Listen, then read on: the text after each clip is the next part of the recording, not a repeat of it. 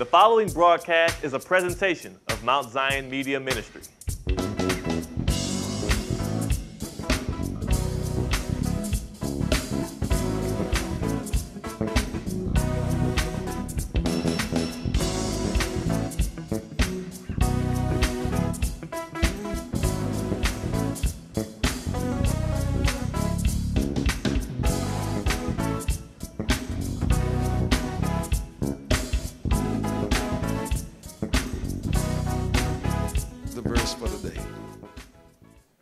The wicked, and it's from the New Living Translation, Psalm 37, verse 21, the wicked borrow and never repay, but the godly are generous givers.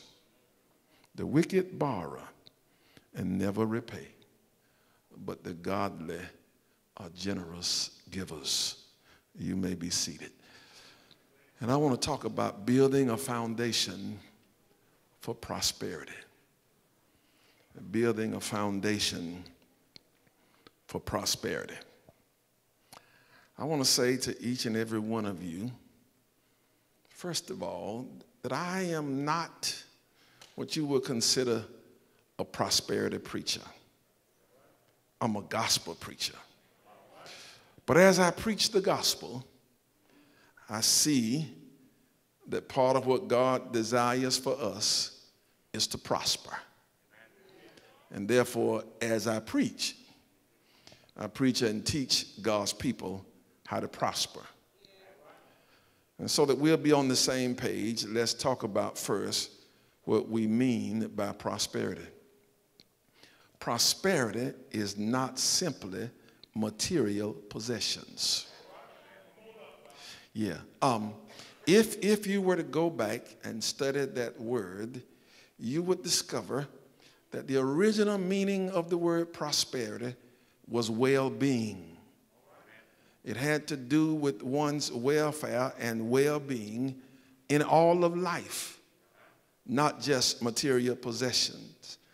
But in the mid-1400s, the word was changed in meaning to accommodate materialistic-minded people. And so the well-being in all areas of life was dropped. And it simply came to represent material possessions.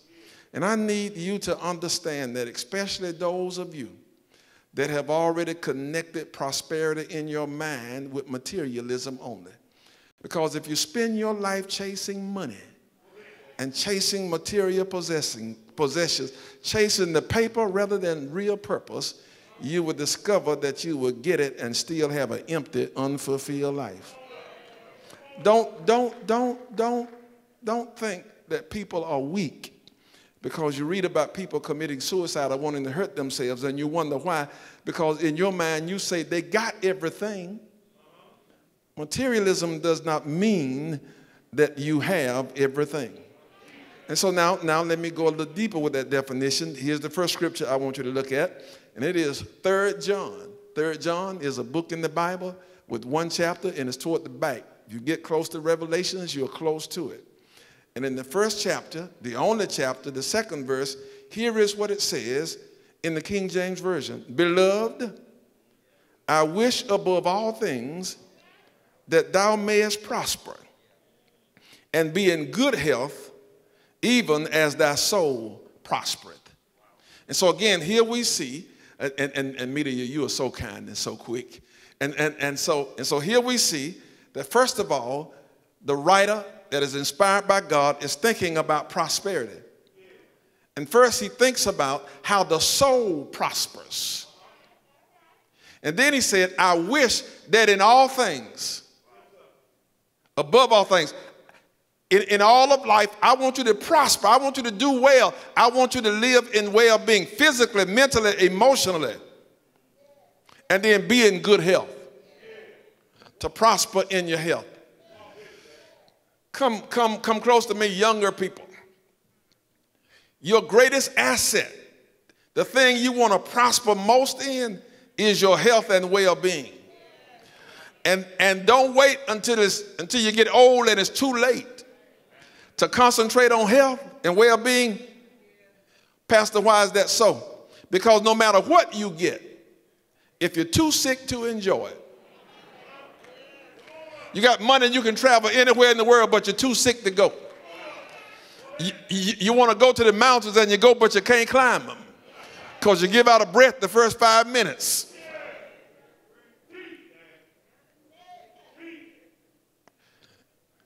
So the Bible even teaches that prosperity is more than material things, but it's prospering in your soul, in your inner person, being happy, being whole, being joyful, having material blessings, having your needs taken care of. It's all there. It's all there. And so now that we're on the same page, we're just not talking about stuff and trying to, ride down the road and show off in your car. As if your little flexing in that car represents, I've arrived. Does not represent that. Just represents you got a car. And so then, prosperity is what God wants. But in order to have the kind of prosperity God wants, you and I must build that prosperity on a solid foundation. Because if you just start piling stuff up and trying to do it, but the foundation is not strong, then it's going to crumble. And also, if you have the right foundation, prosperity comes easier. It's not easy, but it's easier. And so, what is it? Then, that verse, going back to the text, said this. So I'm getting ready now to help you build the foundation. The wicked borrow, but they don't pay back. What does that have to do with a foundation? Listen to me closely. Part of the way you become prosperous is recognizing that three things are essential. One is a strong character. Character. Who you are, what you value, what you represent. And your character cannot be defined by your clothes. You can dress a monkey up in an Armani suit, but it don't make him a man. Yeah. It's not in what you wear. It's not in the house you live in. Your character is in here. It's what flows out of your heart that dictates your behavior. And so you got to have character. And then thirdly, and I'm coming to the second, relationships. Nobody will ever prosper without the benefit of relationship. Show me anybody who's done well or bad, and I can show you through their relationships how they ended up in either place. We in our community used to make, and some of us still make this statement, I just think the world's so evil. It ain't about what you know, it's who you know. And we say that like it's a bad thing. It's not. It's good. It's relationships. Who know you? Who do you know? And how do they know you? If I'm going to Atlanta and 4 people riding to Atlanta, who do you think, if I got room for one, I'm putting in the car? Somebody that I have the right relationship with. Because I don't want to ride to Atlanta with folk that I don't trust, that I don't know. And so I'm going to go with the person that I have a relationship with. I want to work with the person that I have a relationship with. And then, but it's not just any kind of relationship. Secondly, you got to have trust. And so there's character, there's trust, and then relationship. Because trust cultivates the relationship to a point it becomes mutually prosperous for all parties. And so out of my character, people determine whether or not they can trust me. I determine whether or not I can trust you. And based on the trust level, we start developing a relationship which allows us then, because of the trust we have in the character of the person, to start doing things that will allow both of us to prosper. But Pastor, you just talking. What does me paying my bills or paying folk back have to do with character? Listen, character is rooted in several things, and one of them is this: do you honor your word? Can you be trusted to keep your word? If you borrow it, it's more than you just signing a piece of paper saying I'll pay you back. It reflects who you are. You're a liar. My mom and daddy say you can't trust a liar. I didn't ask you. You said you're going to pay it back. You're a liar. A manipulator.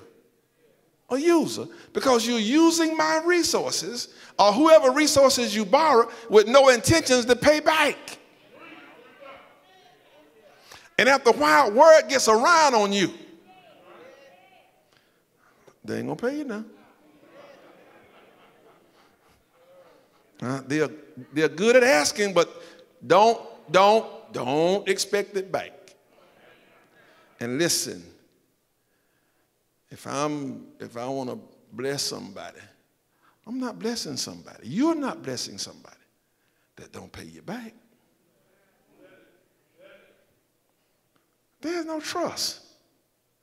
And then, and just I'm not just talking about money. It's whatever you borrow.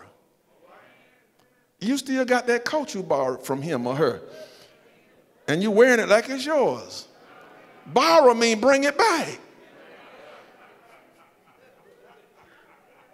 And then take care of it when you borrow it. And don't bring it back musty and stinking. Send it to the cleaners and bring it back clean.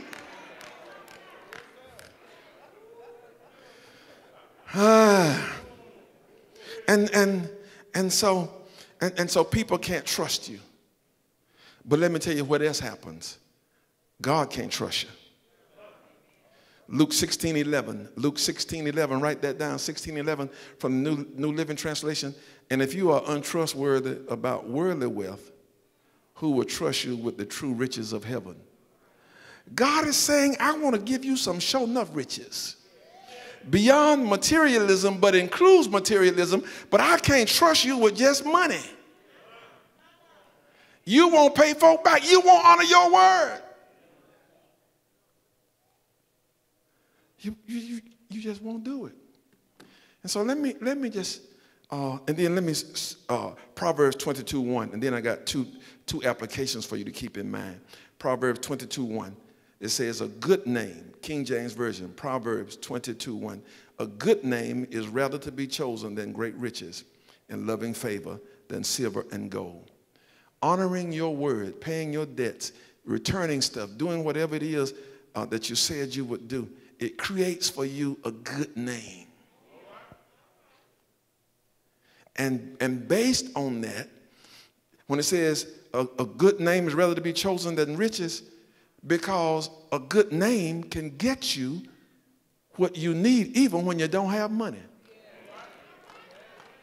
How many of y'all in here like me, you had a grandmother or a grandfather, and she just send you downtown to the grocery store, to any store, and say, Miss Anna said, send her such and such.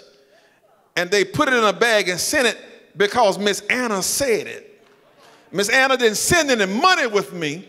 She didn't tell the folk when she was going to pay them, but because she had established a name associated with repaying her debts, they sent her what she needed.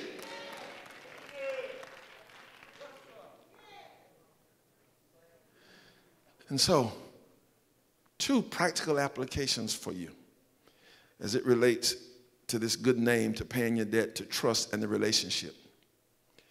Number one, from a financial point of view, you not paying your debts and having a bad name gonna hurt you. It's gonna cost you. I saw him earlier. I'm looking at my insurance agent, and I thank God that I get a good rate from him, Marvin Gibson at Allstate. But Marvin don't just give me that good rate because I'm his pastor. He gives me the good rate because he runs my credit. And my insurance premium is based on my credit. And if I got good credit, the rate is lower. And guess what? If I got bad credit, it's higher. And I'm trying to tell you, everywhere you go in this financial world, you're going to pay more for whatever you get because you don't have the habit of paying folk back. And you can't prosper spending all your money on interest. You can't prosper paying 18% on a loan when if you had the right credit, you could have got it for 3%. And some of you are depending on paying somebody to fix your credit by hook and crook. You can save that money too. Just pay folk back. I'm trying to help you in a practical way today because I want you to prosper. And then I told you about it being more than just material, but it's well-being. And you can have a better emotional life. You can be healthier physically. You can have better relationships when you get in the habit of paying folk because it creates stress in your life. What you talking about, Pastor? Some of you have a conscience, and so you feel bad when you can't pay folk. And some of you don't have no conscience. You don't feel bad. But it still is going to create stress because it's going to create stress between you and the people you owe. One, some of you going to spend energy dodging them when you see them. And then, if you and I were getting along, if you owe me and you hadn't paid me, we're not going to be getting along real good. Because I'm going to be looking at you and I'm thinking, at least you ought to say something. But you act like you don't even owe me. And I'm trying to be saved, and I tell you all the time, I'm not perfect. But somebody help me and see, because I need to know if I feel like this by myself. So somebody owe me. And they don't pay me. And then every time I look around, they balling. I'm at Captain D's, you at Papa Do's. I'm wearing the same shoes I've been wearing for 5 years that somebody bought me for Christmas, but you on Facebook with your new shoes that you just got from Neiman Marcus. You got it. You done bought a new car. You traveling, I can't go nowhere because I don't use my discretionary money, and now I'm ticked off with you. And so now our relationship, am I the only one feel like that? And then you have the audacity to ask me for a favor, to ask me to loan you some more. Please. And so now your relationship's messed up. And now, if somebody has an opportunity to help prosper you, you the last person they're going to call. And you missed it. So you don't want your relationship strained. And if you want to prosper, you're not going to be able to do it if you got a bad name because you won't pay people back. Because you won't return what you borrow. Because you won't honor your word. And it's more than about the money, but it's being a man or a woman of your word.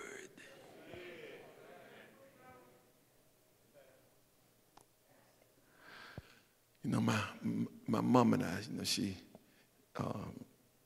she's very influential in my life. And so, I reached a point a long time ago, I don't loan people money unless I want to give it to them. Because I was having the issue I just talked about, so that if they don't pay me back, I don't be mad, and it strained the relationship. And every now and then she'll call me, Daniel, give so-and-so, Mama, I don't want to do that. Daniel, give it to him. And then that third time she got a little voice she put on me. And so I ended up giving it to him. And sure enough, they don't pay me back. I said, Mama, you said you were going to stand for him.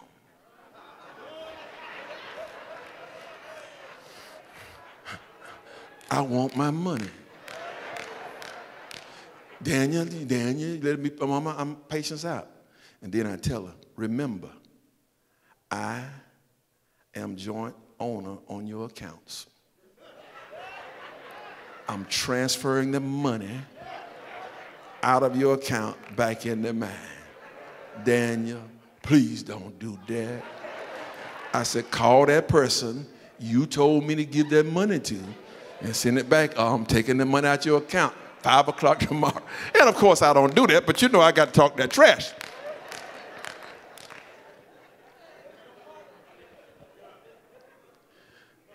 And know I said that, y'all grown folk, don't put your mamas and daddies and grandmamas in that position.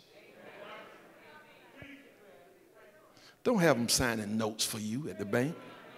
Don't have them calling people for you and you know you ain't gonna do right. So let me move on. And so that foundation includes character, trust, and the relationship. And here's another piece of that foundation that you got to lay deep. The deeper the foundation, the higher you can go. And it is generosity. The wicked borrow and don't pay. But the godly, they are generous givers. Generosity is a part of the foundation. And listen to me, you can never be truly prosperous without being generous. And I know, I'm talking to some stingy people. And I'm going to turn my back so you won't say I'm looking at you. There's some stingy folk up in here. And they have rationalized their stinginess by saying, God gave me common sense. And I got to guard what I got and manage what I got. God never gave you sense to contradict his word. And his word would never have you guard what you have. It would have you to be good stewards over you have and trust and obey him. And if guarding it means you stingy, just stop putting God in that. Because listen, here it is, the generosity. Why it's such a great foundation? First of all, you honor God in your generosity. And when you honor God, God will honor you. Why do you say that, Pastor? He said the godly are generous. The godly, the people who are God-like. And what have we been put in the earth to be? To be witnesses for God, to be God-like, to bring him honor and glory in the earth. To be conformed to his image. We are to be like him. And he's generous. John 3:16, the key text of the whole Bible, demonstrates the ultimate generosity of God. For God so loved the world that he gave. God then so loved the world that he sent us some rules. God then so loved the world that he gave us a car. But he so loved the world that he gave his only begotten son. And when he gave his son, he gave all he had and the best he had.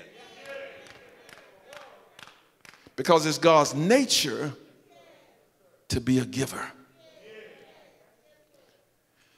And so if you want to really be prosperous, financially, physically, in every way, what you got to do is learn to be generous. And generous is money, yes. But it's more than money. To the young people in here right now that may or may not have the money you think you ought to have to be generous. First of all, I say be generous with the little you have. That's what the widow that gave the mite did. She gave what she had. But here's the other area, and it's for the young people in particular, but all of us. Be generous with your time and your talent. There are people that you can pour into. But it requires you taking time and using what God has given to you to pour back into them. Volunteer in places. And people see your generosity. And there's something that happened that I'm going to talk about in a minute as a result of that, your generosity when people see it. But the people you bless with your time and what you pour into them, it matters. It brings a return on your investment. So be generous. Time. Find some young child. Find some elderly person. Give back. And then be generous in your caring. What are you talking about, Pastor? You're out and about, and you just, or home or wherever, but be generous in your caring. Here it is. So you may be out somewhere, and you see somebody, they look like they need some encouragement. Be generous in the encouragement. Just the word of encouragement. Look like you, hey, come here. Just encourage them. You don't have to perform therapy, but they look like they need a word. Or if you see them doing something good, encourage them in that. Generous in your encouragement instead of your criticism. Generous and kind. You're walking in the door and somebody's coming. Just hold the door. Caring. You're in a restaurant and you have a server. Be generous in your tip. Don't be getting that little receipt and it says 10%, 18%. Your bill wasn't but $10, and so 20%, $2 ain't no money.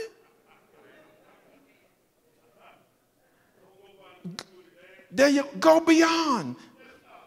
Go beyond. Be generous. Generous. Because some of y'all go to restaurants, you won't tip. And if you tip, you're so stingy. Yeah, you just tight. And then you show up at church. I came here for a blessing today. Lord, bless me. You leave church, you want a blessing. Then you go to the restaurant and you're stingy. You get your blessing and your generosity to the server. And so you're generous. You're generous. You're generous. And so let me give you a couple of passages about this generosity piece, and then I am going to move on so that you can. I can't say all of it, so let me just say what I want to say. I want to shorten this up. And so here it is. Here's what I say. And so in the book of Acts, chapter 20, verse 35, I believe it is. Here is what Paul quoted as said by Jesus. He said, the Lord has said, it's more blessed to give than to receive.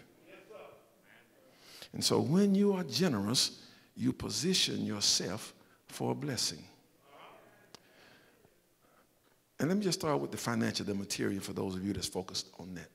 There is a law in the Bible that cannot be changed. And I don't care who practices the law, the outcome is the same. Because it's an immutable law. And here it is. It's the law of sowing and reaping. And when you are generous, you are sowing a seed.